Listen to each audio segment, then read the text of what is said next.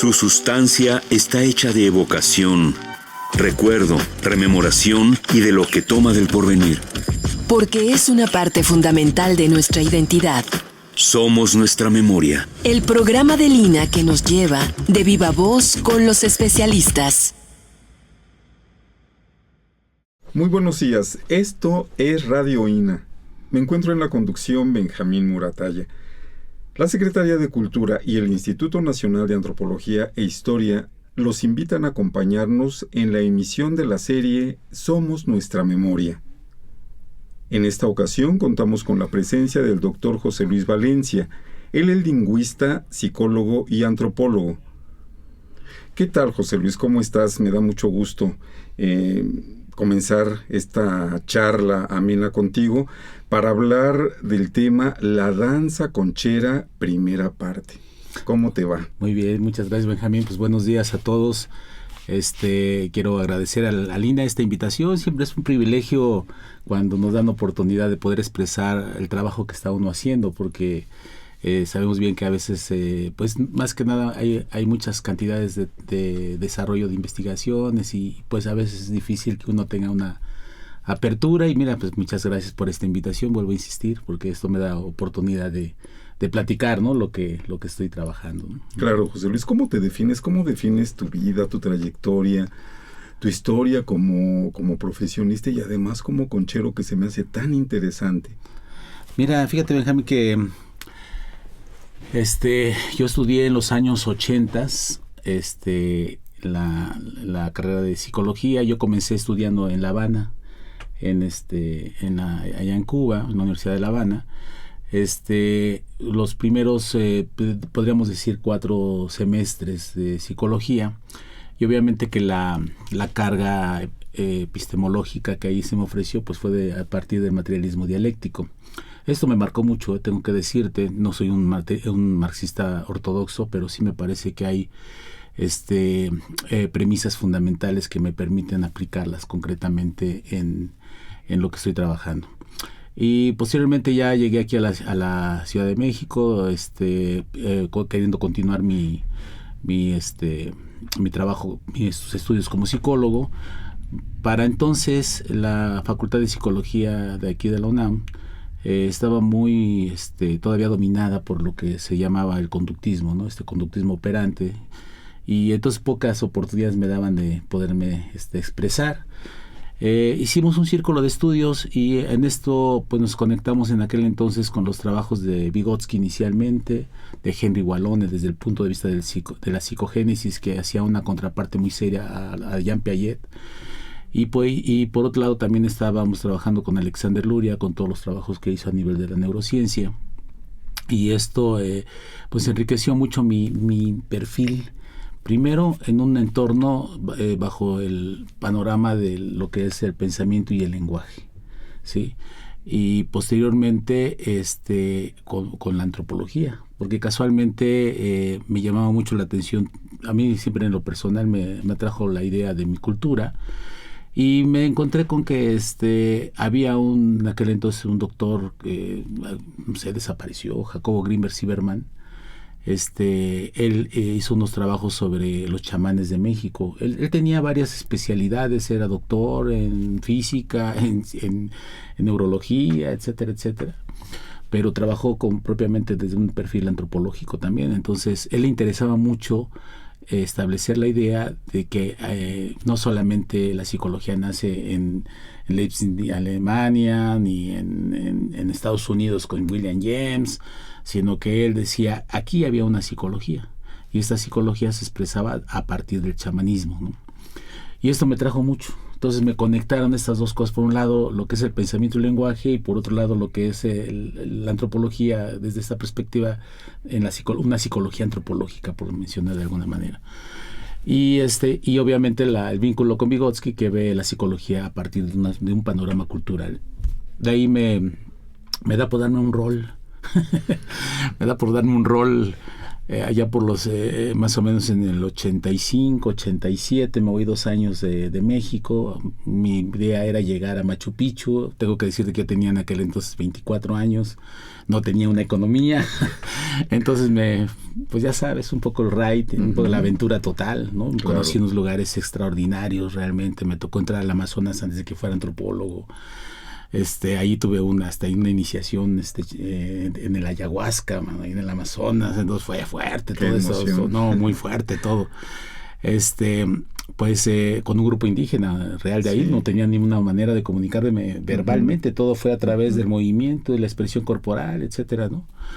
Pues ese viaje transformó radicalmente mi existencia, porque militaba políticamente, veía que las cosas se caían, y tú sabes que vino la caída de la muralla de hierro de la Unión Soviética, y yo, muchos compañeros, o sea, como decían, todos estos que trabajaban conmigo a nivel del partido, estaba en el Partido Mexicano de los Trabajadores, mi líder era Alberto Castillo, y todos esos muchos de esos compañeros yo vi cómo se deprimieron. Y afortunadamente yo salí un poco antes, y cuando regreso no me tocó esa situación. La caída del gran paradigma, que también fue el derrumbe de las utopías, ¿no? De todos aquellos anhelos, esperanzas que principalmente las generaciones jóvenes vivían con tanto denuedo, con nosotros tanto anhelo. Poníamos como ejemplo a la Unión Soviética de una sociedad socialista. Y bueno, pues te digo, yo estuve en Cuba, y bueno, el haber estado en Cuba, tengo que decirte que me parece que es un trabajo extraordinario, realmente, ¿no? Poder ver que un Estado realmente cubre las necesidades primarias de cualquier sociedad, ¿no? Desafortunadamente el bloqueo norteamericano pues no le ha permitido crecer a Cuba como se quisiera, pero bueno, eso ya, de cualquier forma, ese tipo de sociedad que yo no estuve en la práctica previamente, me costó mucho trabajo, a pesar de que estuve en un momento muy, muy bueno en Cuba. Me costó mucho trabajo. Luego me costó más trabajo ver a la familia con la que estuve yo allá en lo que se le llamó el periodo especial, y ver una familia delgada por la falta de comida. Entonces pega, ¿no? Pega eso. Yo he estado yendo las veces que he podido. Sí. Y bueno, pero eso es un aspecto que queda ahí como de manera permanente. Y bueno, la cuestión es de que cuando yo regreso del sur, yo llegué a Machu Picchu y más allá.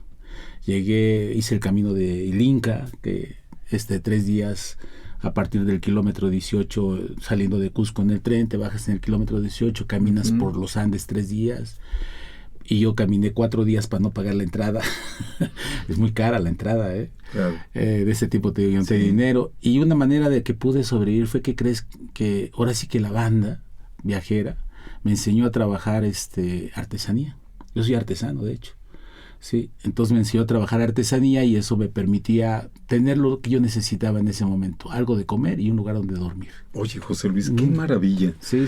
La lingüística, la psicología, la antropología, la danza conchera, y además el oficio de artesano. Verdaderamente todo un conglomerado de conocimientos que apuntan pues al saber del ser humano a profundidad. Verdaderamente maravilloso.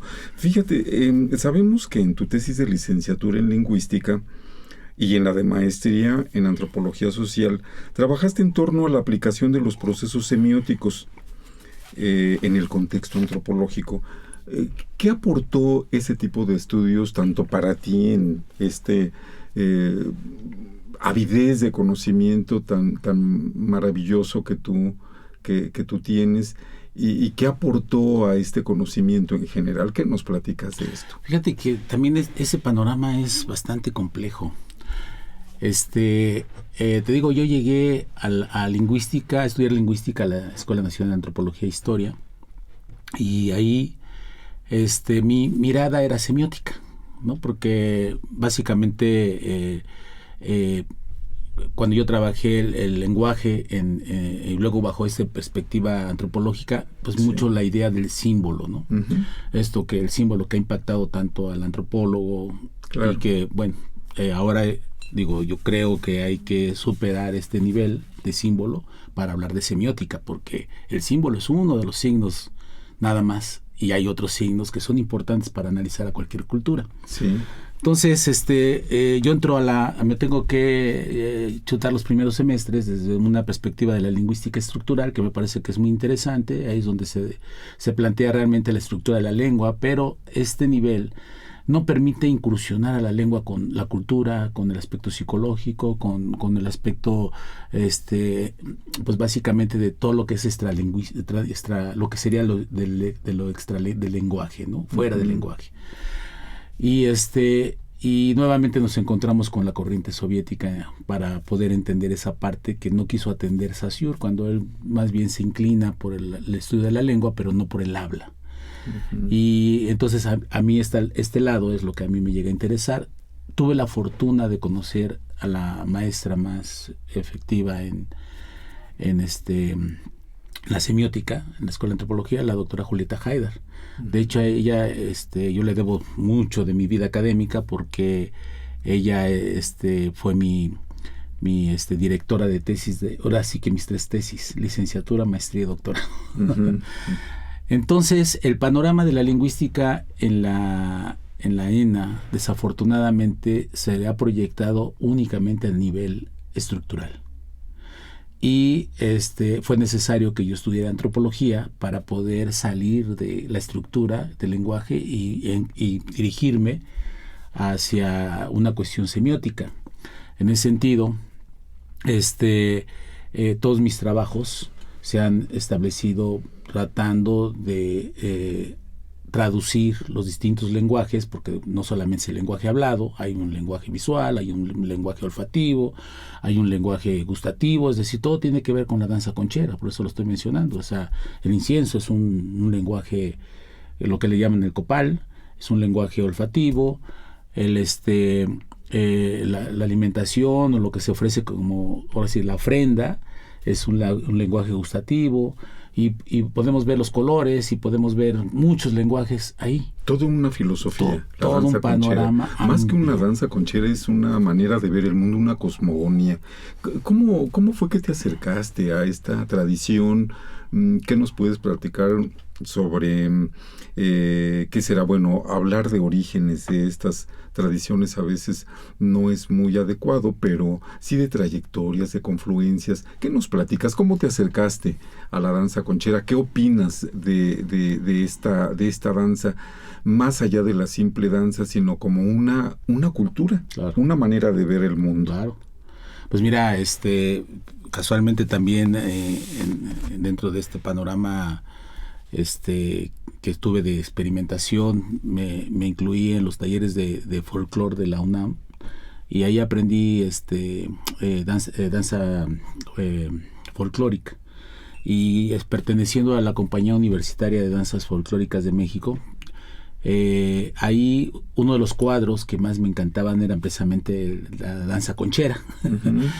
Entonces, casualmente, ya después de un tiempo, pasando yo por el Zócalo, previo al 92, que fueron los 500 años que por un lado hablan del descubrimiento de América, por otro lado de la resistencia de los pueblos de indios de la náhuatl, ¿no? Que hubo un gran despliegue, ¿verdad? De esta tremendo, sí, tradición. Sí. Entonces fue un fenómeno, y previo a ello, pues ya ves que también fue el eclipse solar de México, sí, con características muy, muy importantes. Mira, hay un dato que, perdón con el paréntesis, que me parece bien interesante. Supuestamente la fundación de la México Tenochtitlan fue en 1325, y lo que es el eclipse solar de México fue en 1991. La diferencia son 666 años. Entonces, que esto es un número cabalístico para, claro, el pensamiento cristiano, para la idea que yo he entendido poco a poco de pensamiento prehispánico, de nuestros pueblos antiguos, es que era la renovación, ¿no? Entonces, por eso profecía del nacimiento es esto sol, pero bueno, eso lo que sí quisiera es comentar es que yo me dirigí a una plática de la doctora Julieta Fierro, de la astrónoma mexicana, tan reconocida, que tiene una capacidad de transmitir conocimiento. Una destacada científica. A los niños, es lo que más me llama la atención. Y entonces fue una plática para que nos iban a hablar sobre lo de precisamente de lo del eclipse solar. Y pasando ahí por el Zócalo, pues vi un grupo que estaba ensayando y bueno, hice lo clásico de todos, ¿qué necesito para ingresar aquí? Y me dice, no, pues nada, nomás pedir permiso. Y y mira, ya me senté con algunos de esos compadritos, allí nos decimos todos compadritos. Uh-huh. Me dice, mira, pues lo único que tienes que traer es unos ayoyotes, una sonaja y un listón. Ya ahorita para que empieces, ¿no? Uh-huh. Pues yo tenía los ayoyotes, tenía la sonaja por la lanza folclórica. Entonces el otro día me vieron llegar con todas las armas, ¿no? Entonces, se sorprendieron. Pues mira, la primera cuestión es que yo aprendí una técnica de baile y pensando que yo iba a entrar ahí, todo lo iba a sacar de inmediato. Pues tal vez los pasos los lograba reproducir, pero no la capacidad de manejo de energía. Entonces, al momento en que yo ingreso ahí y ver lo que después entendí lo que es el sacrificio humano. No voy a negar que hayan habido rituales donde les hayan sacado el corazón antiguamente a algunos de los prisioneros, no me pongo en juicio. Pero sí quisiera plantear que el sacrificio humano no solamente es sacarle el corazón a los prisioneros, sino que también el sacrificio humano implica la danza, que son por horas, las peregrinaciones, que son por días, las velaciones, que es toda la noche, claro. Todos los piquetes que luego se dan con las puntas de maguey. O sea, hay otras maneras de sacrificio. Y en ese sentido, entiendo que se conocía la entropía.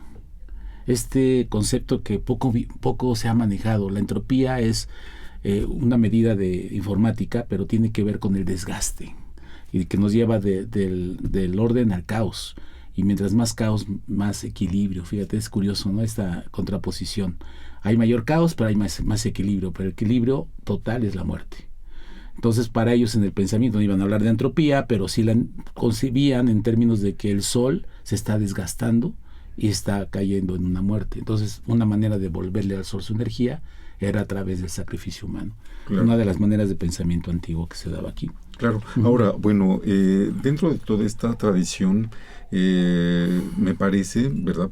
Es lo que reportan los estudiosos en la materia, que los grupos de danzantes en el Zócalo, todos estos grupos corresponden a una especie de ramificación de la danza conchera, ¿no? La tradición conchera es una, y a estos otros amigos o compadres se les conoce como de la mexicanidad, ¿verdad? Con esta idea de que pues quisieran traer el México prehispánico a la actualidad, todos sus símbolos, personajes, ritualidad, mientras que los concheros tienen otro tipo de filosofía.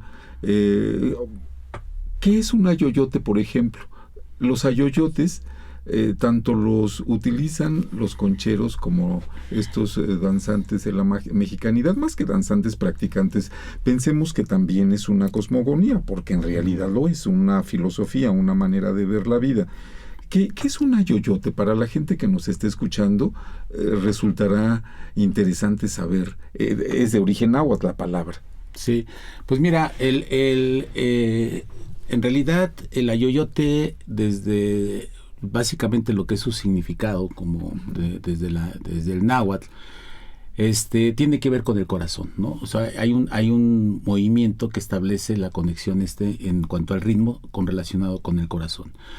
Sin embargo, esto ha transformado la perspectiva. O sea, aquí sí me gustaría dejar un aspecto bien claro, porque es uno de los conflictos que se da al interior de lo que son los grupos de danza, entre, por ejemplo, lo de la danza conchera, que está regida por una tradición, y lo que es la mexicanidad, que está dirigida por una filosofía. Es un punto de vista muy álgido, porque fíjate que en mi investigación doctoral, sí, cuando me fui a los orígenes de la mexicanidad, me encontré que los primeros mexicaneros fueron los criollos, los primeros independentistas.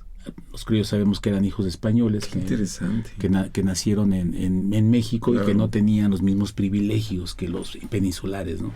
Entonces ellos, considerando que ellos nacieron aquí, tenían el derecho del poder, pues inventaron una historia. No eran españoles, tampoco se sentían mexicanos, de hecho el indio, pero vivían acá, y por lo tanto entonces, su búsqueda de raíces, de identidad. Empiezan a hablar de un México prehispánico inexistente. Claro. Y entonces los primeros criollos estamos hablando de los hermanos Ávila, de Sánchez Peralta, el mismo Martín Cortés, pero el español, no el criollo, no el español, ya ves que hay 2 Martín Cortés. Y todos ellos fueron llevados a la horca por rebeldía, ¿no? Entonces, bueno, Martín Cortés no, ese sí gozaba de cierta libertad y los otros sí se los cortaron.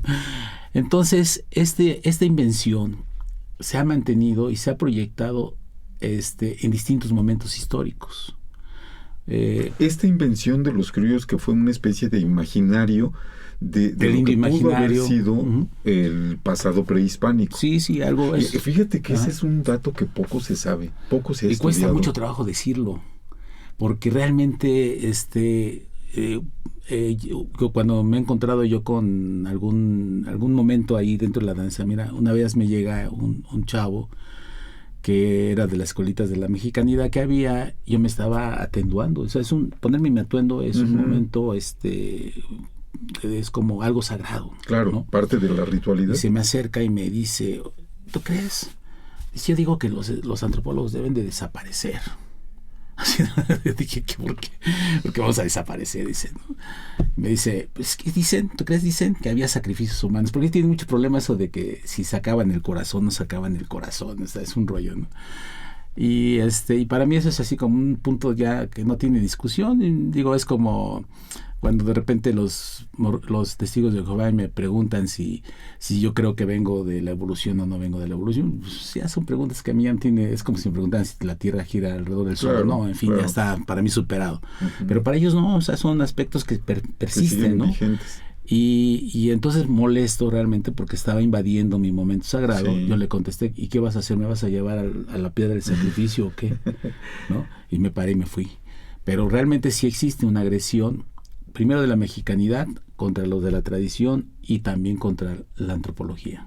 Yo estoy viviendo las dos situaciones. Sí. Entonces la tradición me parece que conserva, por tradición oral, por la educación. ¿Te refieres a la tradición conchera? A la conchera. Ajá. Mantiene los valores a través de la transculturalidad.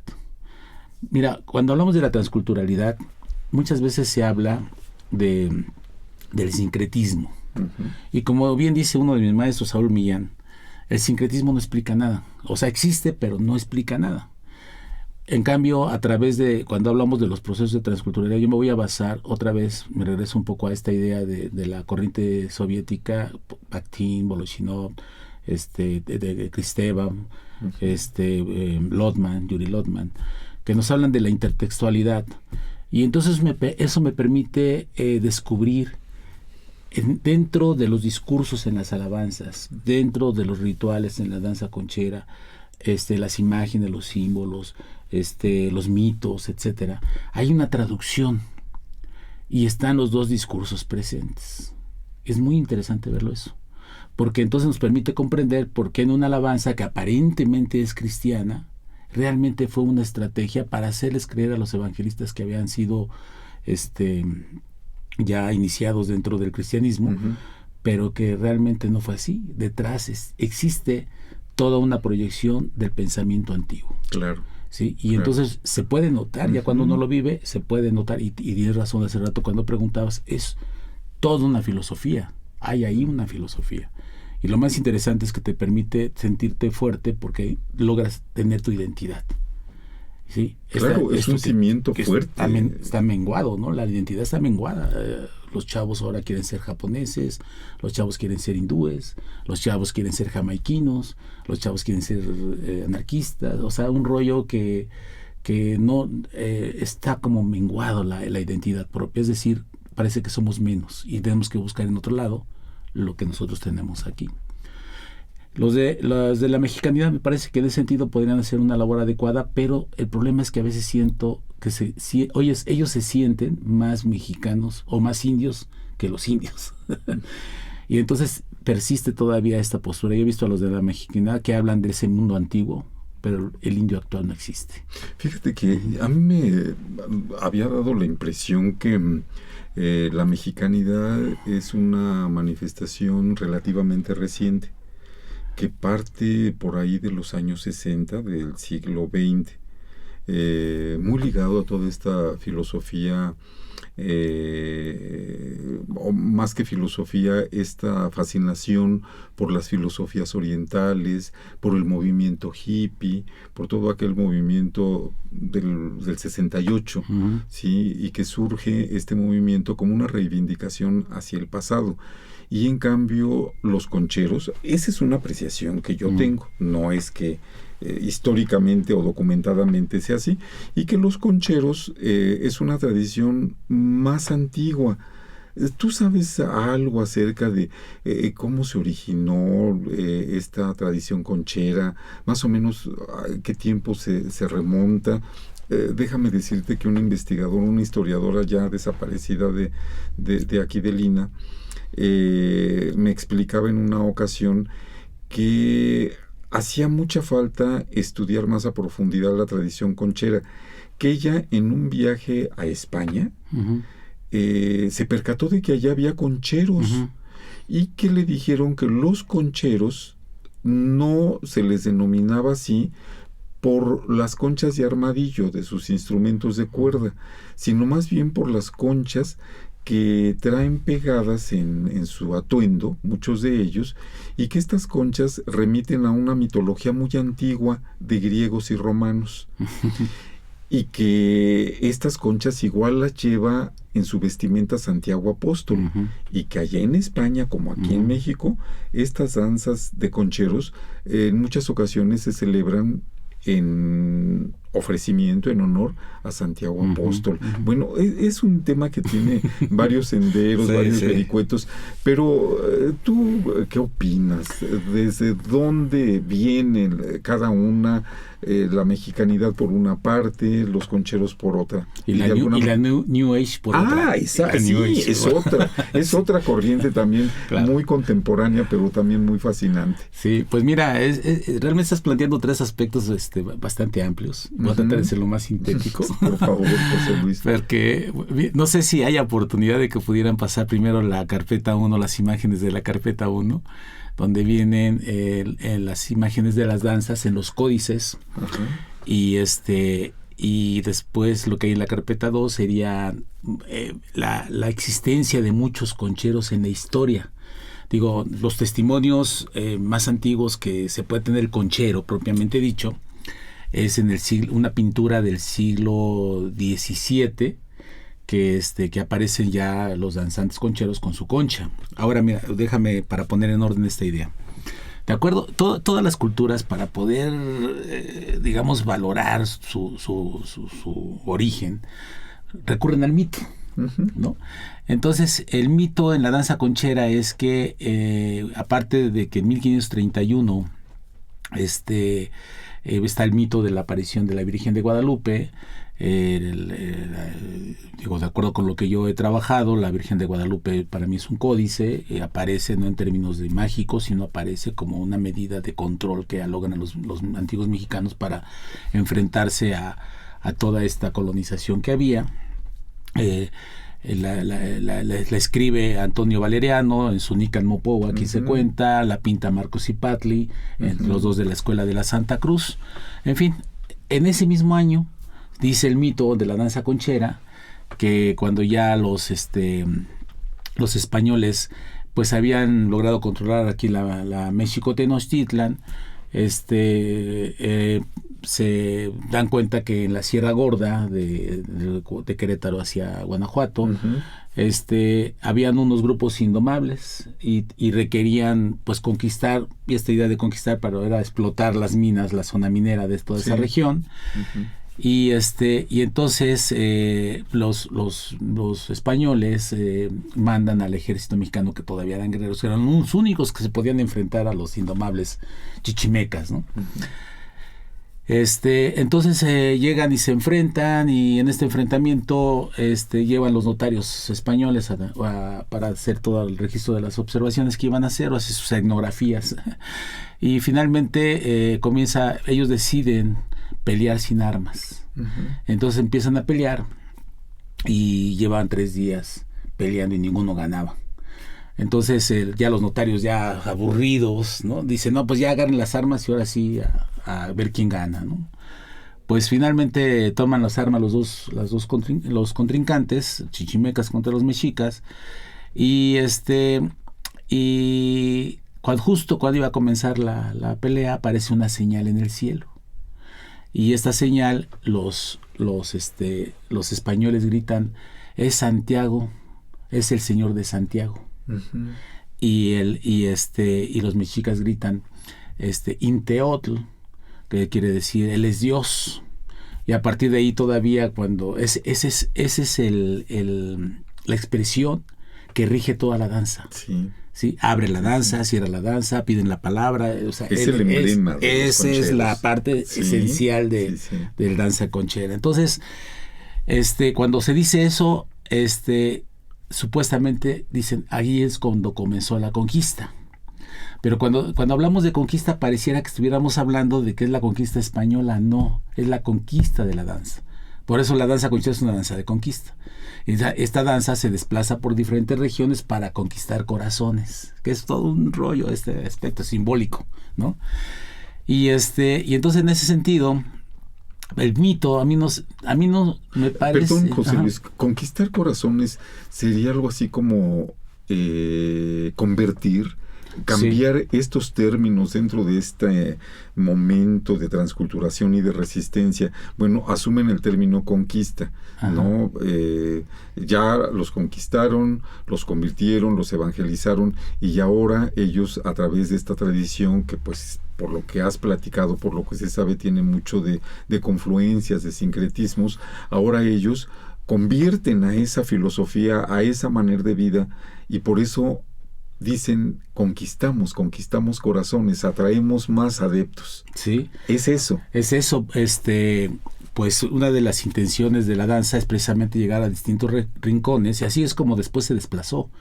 Porque mira, la idea, lo que sí, yo hablo del mito porque finalmente he tratado de ver qué señal pudo haber aparecido en el cielo, pensando un poquito más desde esta perspectiva objetiva. Uh-huh. Que uno llamaron el Señor de Santiago y los otros hablaron de Inteotl, y que pues aparentemente no existe ninguna imagen semejante en ese sentido. No sacar la analogía, yo puedo ver ahí. Estuve revisando y encontré que hay la insignia que tienen los franciscanos en su estandarte y en sus botones, incluso en los botones de sus ¿cómo se llama esto? Bueno, la ropa de los sacerdotes. Hay una cruz que es muy parecida incluso a la cruz de los templarios. Y aquí pues hablaba de la cruz de los 4 vientos, o sea, hay una conexión en ese sentido. Entonces, no hay ningún fenómeno astronómico como un cometa, como alguna señal celeste que hubiera dicho ahí aparece algo más, que hay una posibilidad. Y esto me vino cuando se apareció un halo solar hace poco incluso, en donde el reflejo es una cruz. Sí, está el sol y ya sabes que está todo alrededor hay un maravilloso, José Luis. ¿Te parece si retomamos este tema en la siguiente parte? Me parece perfecto, claro que sí. Estimados amigos de Radio INA, les recordamos que el tema de esta ocasión es la danza conchera, primera parte. Para hablar de esto, pues como ustedes saben, tenemos aquí a nuestro amigo José Luis Valencia. Síguenos platicando de esta simbología astral, cómo impacta en la práctica tanto de los concheros como de la mexicanidad. Abundemos al respecto. Bueno, sí, mira, lo que me cabe, nada más para retomar lo anterior, es que precisamente en el momento que aparece la señal en el cielo, ya no se da ninguna batalla. Ese es el mito. Dice, ya no se da ninguna batalla, se establece solamente la apertura de que los españoles pueden establecerse ya en la zona de la Sierra Gorda, pero tendrán que negociar muchas cosas. Entre ellas, mira, hay un término que se le llama oxímoron, que es un tropo retórico, que dice es una paradoja no resuelta. Es, por ejemplo, cuando el poeta dice había un silencio ensordecedor. Entonces hay una paradoja ahí que no se puede resolver, ¿no? Silencio ensordecedor. Ensordecedor, ¿no? Yo he podido encontrar unos oxímoros en la cultura.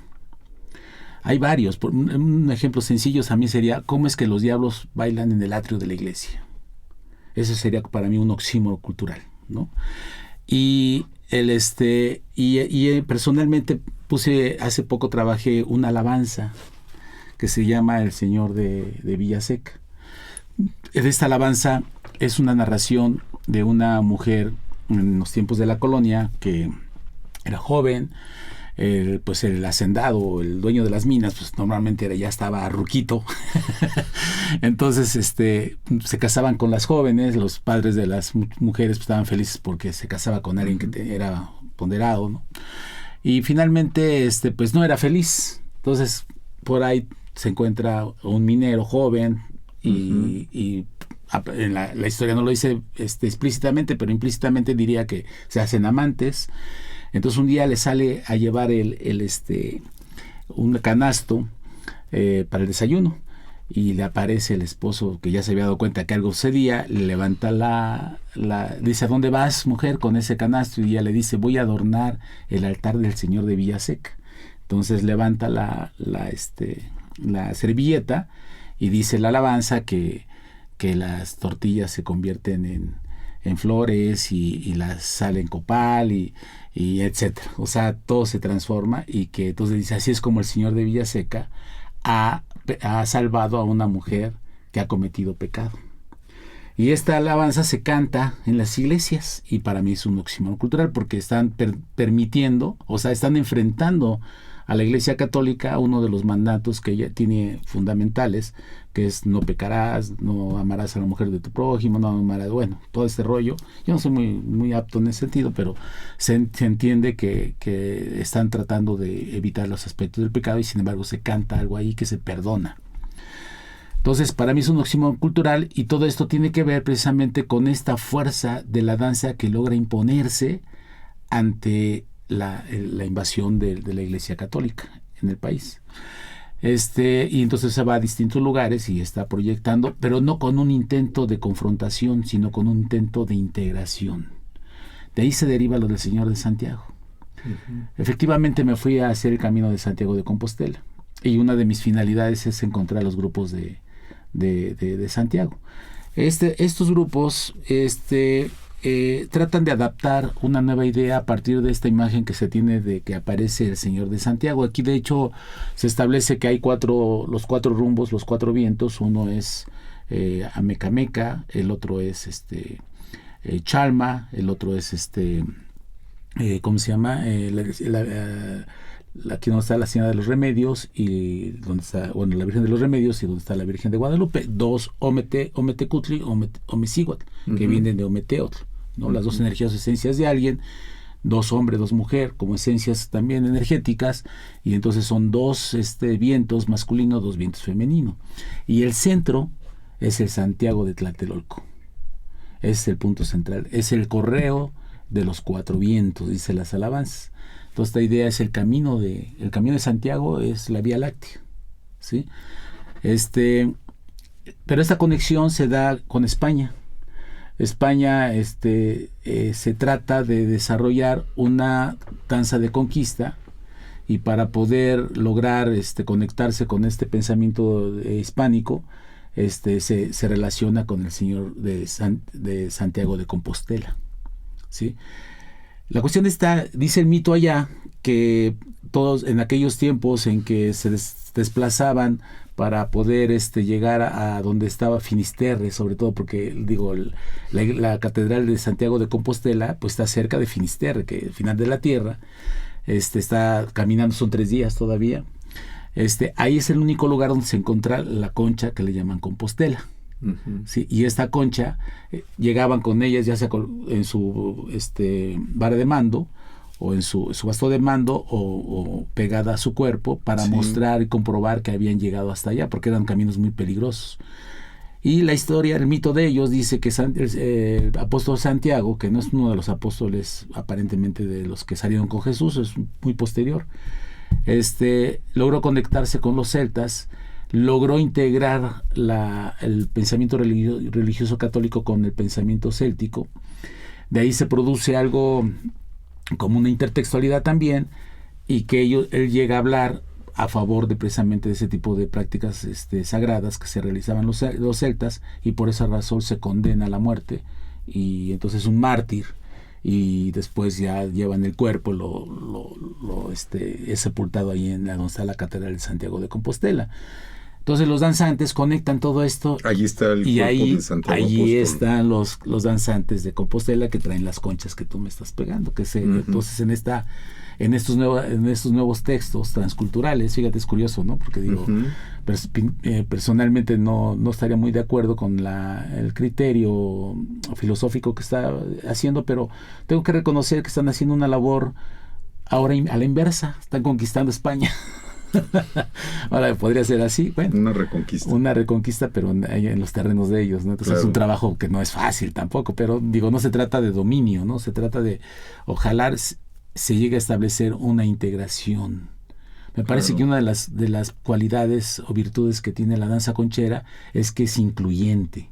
No importa el tipo de pensamiento que tú tengas, puede ser de cualquier tendencia filosófica, religiosa, etcétera. Si tú te deseas danzar, puedes danzar. Finalmente convirtieron el concepto de conquista a el concepto, ¿qué te diré?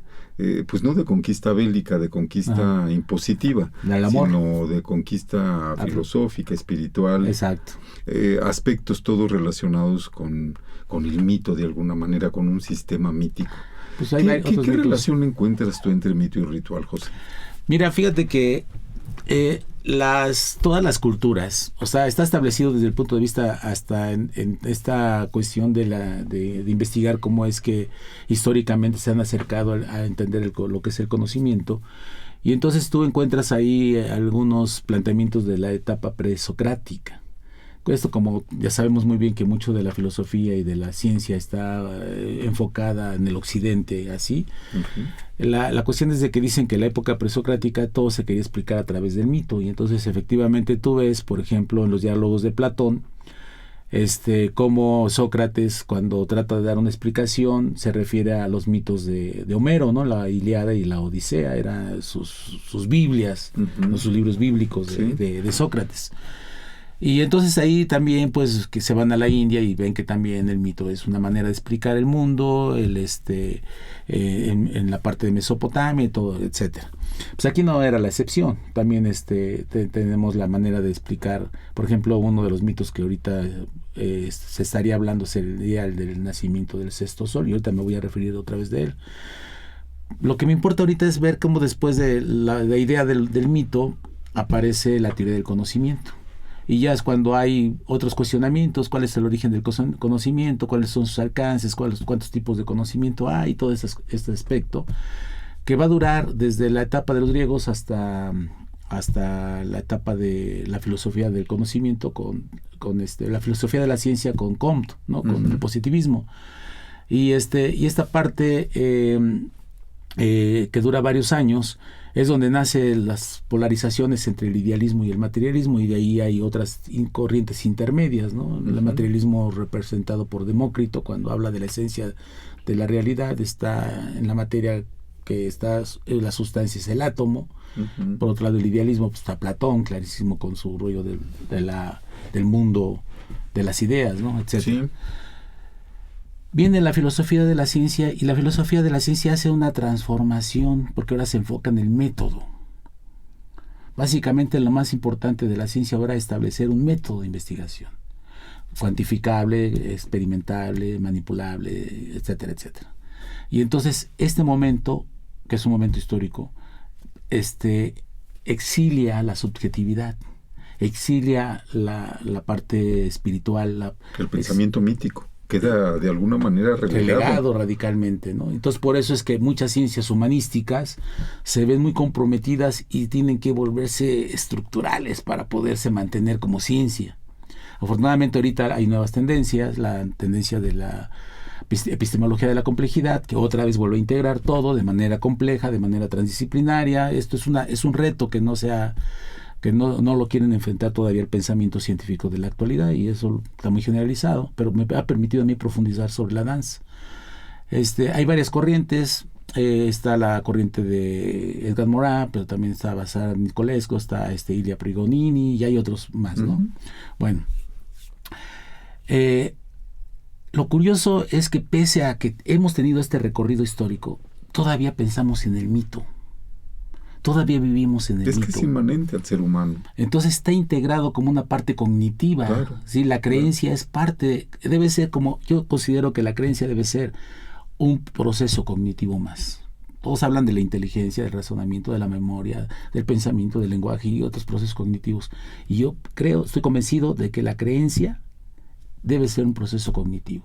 Hay algo que demanda algo más allá que el simple razonamiento, la simple reflexión. Así es. Es algo que está más allá. Y eso es lo que permite, por eso la búsqueda del ser humano, a tratar de entender esas partes que están más allá del pensamiento que tenemos, del lenguaje que tenemos, ¿no? Digamos que son dos caminos que buscan conocimiento, el mito y la razón o la ciencia, ¿verdad? Sí. Ambos persiguen el conocimiento del mundo, de la vida, del ser humano, de la naturaleza, sí, etcétera, etcétera. Está en su propia naturaleza. José Luis, y en el caso de la tradición conchera y la tradición de la mexicanidad, son el despliegue de toda esta mitología de manera diferente. Ajá. Porque mira, ¿cómo te diré? Cuando el mito se convierte en muchos aspectos razonados o reflexionados, me parece que pierden parte de su esencia. Por ejemplo, mira, yo sí he escuchado de esta tendencia de la mexicanidad, como todo lo trata de establecer a partir de una lógica racional, que finalmente no se logra porque hay argumentos que están sustentados un poco en el dogma. ¿Sí me explico? Así como los cristianos viven de los mitos bíblicos, si están aferrados a que es la realidad, que esa es la verdad, la palabra de Dios, todo este rollo, pues también así la mexicana después de repente empieza a aparecer con planteamientos de esa índole. En la tradición he encontrado otra situación que muchas veces me gusta porque está como en el inconsciente. Uh-huh. Lo hacen, cuando tú le preguntas a un danzante por qué esto, luego te da respuestas que cree él, pero realmente no las conoce a fondo. Por ejemplo, el nacimiento del sexto sol. El nacimiento del sexto sol, que parte de la leyenda de los 5 soles, ¿sí? Podemos tener la referencia en la leyenda de los 5 soles de los 4 soles que antecedieron al que vivimos, ¿no? Seacatl, Quiahuil, Ocelot y Ejecatl. Pero el que vivimos se llama Nahuiolin, 4 movimiento. Bueno, pero ¿cómo se va a llamar el sexto? ¿Sí? Y entonces ahí donde tú tienes que recordar que se habla del sexto, pero ¿cómo se llama? Entonces algunos empiezan a establecer ciertos conceptos para llegar a él. Yo en mi trabajo de tesis, para poder hablar del sexto sol, recurría al mito. Mira, uno de los mitos más hermosos que tenemos es el nacimiento de Huitzilopochtli. Cuando dice que Coatlicue estaba barriendo, Villa vivía en castidad, y encontró una madejita de plumas de quetzal que se las guardó en su vientre, y cuando las buscó ya no las encontró y se dio cuenta que estaba embarazada. Uh-huh. Entonces sus hijas, las 400 estrellas, las Censohuiznahuac y Coyosauqui, decidieron matarla porque las habían ofendido ya que vivía en castidad. Uh-huh. Entonces se empiezan a acercar a ella, y ya cuando la van a alcanzar, sale una voz de su vientre que dice: no te preocupes, madre, que yo te voy a defender. Y entonces nace Huitzilopochtli con sus dardos dorados, ahuyenta a las Censohuiznahuac, las estrellas. Este mito siempre me ha parecido que es el amanecer. Cuando tú te imaginas a ese sol que sale entre las montañas que pueden ser las piernas, es el amanecer. Entonces, durante la velación de la danza conchera se construyen 2 formas. Una que es el Xúchitl, el santo Xúchitl, y la otra forma que es el Olin. El Olin, las 2 fuerzas, uh-huh, ¿no? Que no tiene ningún problema en la representación del Olin, no tiene ningún problema. Parece tal como en los códices está. Pero el Xúchitl sí. No es analógico a las formas que aparecen en los códices. Entonces, cuando tú la ves en el suelo, o la ves y después que ya se levanta, se dice, se va a vestir el arbolito y la van a levantar, haz de cuenta que la mejor imagen que tiene es el Santísimo, o la custodia, que se le llama también. Incluso en la misma danza le llegan a mencionar como custodia. Ahí está la custodia. Pero hay códigos que no son los de la custodia. Por ejemplo, en esta flor hay 20 puntas y cada punta se viste con 13 flores. Entonces nos está dando el calendario, el Tonapowali, que era el calendario de los destinos, ¿sí? El calendario que hablaba de los tonales. Y luego ya con el resto que la van ahora sí que le van a poner todas las flores en su totalidad, nos da las 105 flores para que podamos hablar del calendario de agrícola, ¿no? Que tiene que ver con el calendario agrícola. Ya tenemos los dos, y en la articulación de ambos calendarios aparece el calendario de los 52 años. Y este calendario de los 52 años es porque tú naces hoy 5 venado. Para que vuelva a caer tu cumpleaños en 5 venado pasaron 52 años, ¿sí? No antes, 52 años. Y eso se conecta con las Sensohuiznahuac, las Pléyades o cabritas, ¿no? Cabrillas que les llaman también, que si tú observaras el movimiento de estas estrellas, tienen un movimiento circular y van a llegar al mismo lugar a los 52 años. O sea, había una precisión cósmica increíble, ¿no? Y que tiene que ver con las 52, hace rato que hablabas de la concha, la concha de armadillo, tiene 52 hileras de escamas. Entonces ahí tiene, por eso es una cuenta, claro. Por eso se le llama cuenta también, y además porque cuenta, como en Nica Mopo aquí se cuenta, también no solamente es contar en numeración, sino también contar la memoria de una cultura. Ahí en la alabanzas está la memoria de esa cultura. Y estos 52 años, entonces, nos está anunciando del nacimiento del sexto sol. Y a mi juicio, cuando se levanta el Santo Xúchitl, durante la velación ya para la mañana, que es el amanecer, sí, se está anunciando que viene el amanecer, y entonces mi primer contacto que me da es Huitzilopochtli. Entonces, ¿cuál es el segundo aspecto con el que yo trato de identificar el nombre del sexto sol? Si tú ves la piedra del sol, y está el Nahui-Olin en el centro, y están los 4 soles, está el sol en el centro, pero si tú ves, hay un piquito, hay unas garritas y hay una colita, y para mí es un colibrí, que lo puedo sustentar con lo otro que he estado comentando, y entonces está anunciando que el sexto sol es Huitzilopochtli, y lo que simbólicamente tiene Huitzilopochtli es la voluntad. Es la única ave que sube, que baja, que va al frente, que va atrás, que se queda parado, es decir, vuela a voluntad. Y es lo que nos dice, es la voluntad. Pues una interpretación de todo este sistema simbólico que, por supuesto, te lo da la sensibilidad que tienes como practicante de la tradición conchera. Por otro lado, tus herramientas como lingüista, como psicólogo, como antropólogo, que por todo lo que platicas se ve que las has entretejido de una manera muy genial, muy ingeniosa, muy práctica, y que da como resultado pues este gran conocimiento que tienes. ¿Qué es un símbolo desde la antropología? Antes de contestarte eso, nada más quisiera cerrar el ritual. Porque me preguntaste del mito y del ritual. Es cierto. Entonces el ritual ordena. El ritual es el que logra establecer todos los procedimientos con los cuales el mito se va a representar. Entonces hay la velación, sí, donde están hablando de este amanecer, de este nuevo amanecer, que no tiene que ver con el amanecer cristiano, sino con el amanecer del sexto sol, pero se lleva a cabo a través del ritual. Entonces el ritual es como la representación del mito. Esto se hace en las danzas. Eso se hace en las danzas. Ahora, ya regresando a tu pregunta actual, digamos, símbolo, nada más para remarcarle a nuestro auditorio, el ritual se expresa a través de todo lo que se hace en las danzas. Claro. Es pertinente subrayar que, bueno, no nada más es la danza, las ruedas estas que, ¿verdad?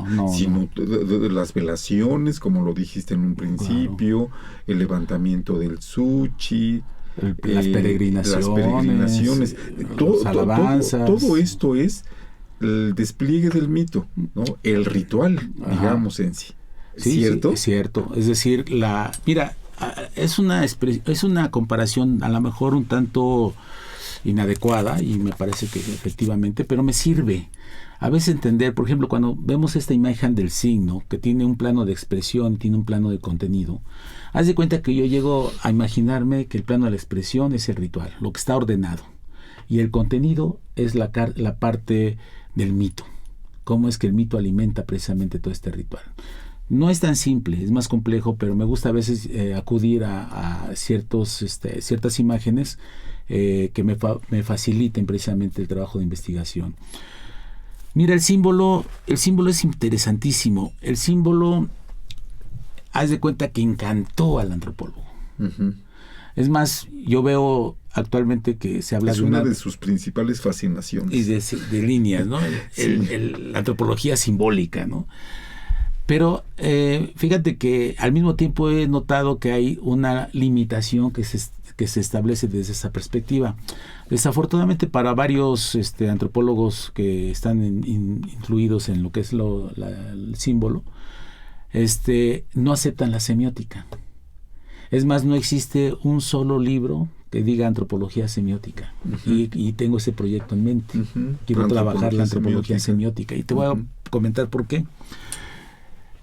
Nosotros en la vida cotidiana iconizamos más que simbolizar. ¿Sí? Es más, nosotros estamos más en términos de establecer una relación inmediata, de manera inmediata, a través del icono que del símbolo. Entonces, ya mirándolo desde una perspectiva amplia, el símbolo sería equitativo con la semiótica. Uh-huh. Y es válido, por ejemplo, que yo pueda decir que la danza conchera es simbólica. Pero desde una perspectiva restringida, el símbolo es uno nada más de los distintos signos que hay. Hay varios signos, ¿no? Uh-huh. Desde las sensaciones, por ejemplo, cuando recurrimos al planteamiento de Charles Peirce, nos habla de las sensaciones, el cual es signo, que es algo que no tiene forma, no tiene nada. La sensación, la distinción entre sensación y percepción, es que en la sensación no tenemos forma y ya en la percepción ya categorizamos. Para el mundo occidental la sensación es nada, casi no le dan ninguna importancia. Para el mundo oriental la sensación tiene un mayor interés y mayor amplitud de entendimiento. De ahí el nirvana que hablan los hindúes, donde dicen que a través de la intención a través de la meditación es llegar a un estado donde no existe nada, ¿no? En la danza yo creo que a veces he estado compenetrado más en la sensación que en la percepción. Por eso ahí muchas veces se habla de que una manera de poder llegar a las sensaciones es a través de la fenomenología. Ok, pudieran pensarlo por ahí, pero hay otras opciones también, ¿no? Entonces el símbolo, por ejemplo, nosotros lo podemos ver con distintos acercamientos. Yo actualmente cuando les doy símbolo, por ejemplo, sí recurro desde las propuestas de Victor Turner en la antropología simbólica, de Van Sperger, pero también, por ejemplo, empezamos a ver a Gustav Jung, uh-huh, con los arquetipos colectivos, que luego aparentemente están incluidos dentro del panorama muy idealista, pero hay algo interesante en esa situación que ya la ciencia actual habla, por ejemplo, del imprinting. Es un término muy interesante que poco se ha trabajado. El imprinting comenzó en la etología, que es el análisis o el estudio de la conducta animal, y es esta conducta casi innata, de manera inmediata, y que nosotros podemos verla, por ejemplo, el imprinting del número phi, que es 1.618 y infinito. Este número phi está representado por ejemplo, en la Coyolxauhqui, en la Coatlicue. Uh-huh. Si vemos, está calculado geométricamente el número phi. Ahí es Margarita, ahorita no recuerdo su apellido, una arqueóloga, logró presentar ese aspecto. Pero también lo vemos, por ejemplo, en la cultura en un tornillo, y que este tornillo lleva un solo movimiento, es decir, todo parece ser que como que recurrimos al mismo movimiento. Lo vemos en la naturaleza, lo vemos hay una lingüista matemática que trabajó con las formas simbólicas que hacen los otomís en los cuellos, en las vestimentas, y ven que tiene el número phi representado. Es decir, de manera inconsciente reproducimos el número phi. Entonces hay aparentemente un imprinting cósmico que se está dando ahí. Y eso es muy interesante porque entonces podemos hablar de los arquetipos colectivos de Jung. Claro. Podemos hablar, por ejemplo, de la propuesta que de ahí se deriva una parte de Jung con Joseph Campbell. Sí, podemos hablar por ejemplo, de las propuestas del mito también que nos hace Mircea Eliade. Podemos con Kolakowski. Sí, o sea, podemos recurrir a otros autores que ya nos están hablando en un estado en donde ya establecen una relación entre el símbolo y el mito. Casi de manera, se conectan de manera concreta. Muy, muy interesante. ¿Qué te puedo decir? ¿Eres un científico? ¿Eres un filósofo que practica la tradición? ¿Que te mueves pendularmente? No sabemos a ciencia cierta. Eres lector de símbolos. Cuando tú practicas la tradición conchera, ¿te olvidas de la antropología? No. Cuando eres antropólogo, ¿te distancias de lo conchero? Esto para concluir esta primera parte. Sí. Queremos que nos platiques brevemente de esto. Muy concretamente te voy a decir que ya uno está integrado. O sea, yo, cuando menos mi propuesta es que soy transdisciplinario. Entonces eso ya me lleva en todos lugares donde me mueva. No puedo dejar de ser antropólogo, no puedo dejar de ser danzante, no puedo dejar de ser psicólogo, lingüista. Bueno, me faltó comentar de una cuestión de que de origen, por mi familia, soy carpintero. y trabajo todo, trabajo todo en realidad, al mismo tiempo. Entonces nunca dejo de ser cualquiera de esas cosas. Muy bien, José Luis, pues qué agradable y qué maravilla platicar contigo. Benjamín Muratalla, su servidor, a nombre de Radio INA, doy por terminada la primera parte de esta emisión que fue posible por la generosa participación de este gran personaje, Dr. José Luis Valencia. Muchísimas gracias, José Luis. Gracias a ustedes.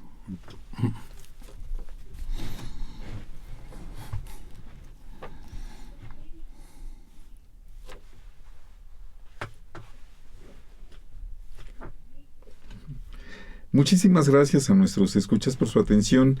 Les queremos sugerir consultar más de nuestra producción a través de www.radio.ina.go.mx.